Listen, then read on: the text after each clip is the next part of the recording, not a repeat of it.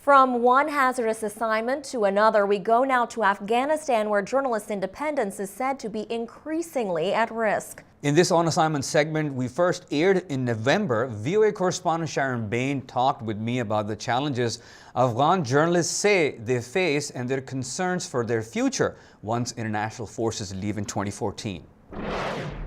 They have a very large and vibrant media in Afghanistan. And you have to understand that there are lots of newspapers, lots of radios, many TV channels. Everybody jumped into the media game. So there are TV channels that are funded by pro-Iranian interests, for example. There are TV channels and newspapers funded by warlords. And then there are more, maybe what they would term themselves more independent, who are actually getting a lot of funding from the international community. And that allows them to go out and do more investigative pieces. It allows them to look into things. And I think within all of this multiple media that's available, there is a concern there that once the international troops leave and the international community begins to get bored with Afghanistan, that the aid may drop, and then their ability to be more, investigative and independent will suffer. And there is also a concern that the government will become more and more overbearing, and this is what the activist was telling me, that the government wants to follow more the pattern of a China or of an Iran, where they can actually completely control and use censorship and throw the journalists into jail. And they have, the journalists actually do come under quite a lot of threat. I mean, I have a list right here in front of me of all the journalists who are beaten and detained and threatened and for work that they did. So there is a lot of concern there as to what's going to happen next.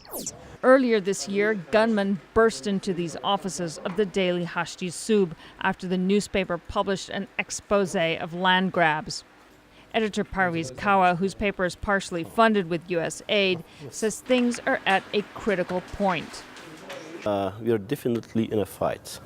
And in the front line of this fight is the independent media. We fight for the democracy in this country, we fight for the civil society, we fight for the human rights, we fight for many other values, internationally accepted values. So why do you think the Afghan government is making it so difficult for journalists to cover stories?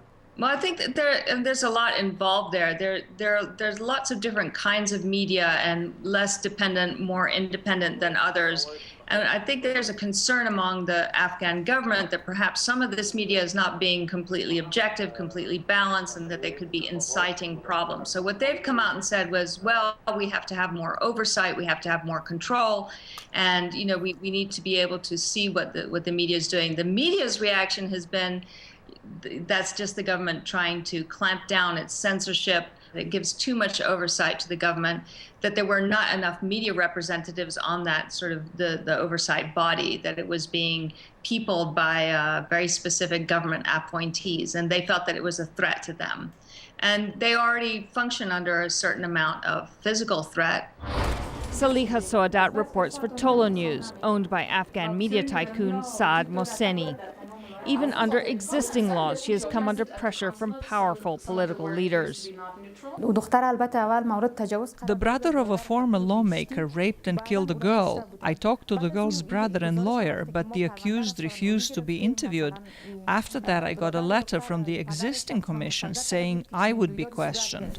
Tell me something, Sharon. How difficult is it for foreign journalists like yourself to cover news in a place like Afghanistan? It has been quite challenging to cover everything in Afghanistan. Mostly when I go there, I tend to stay within Kabul. Once you start leaving Kabul, things get very dicey. Some of the roads are no longer safe.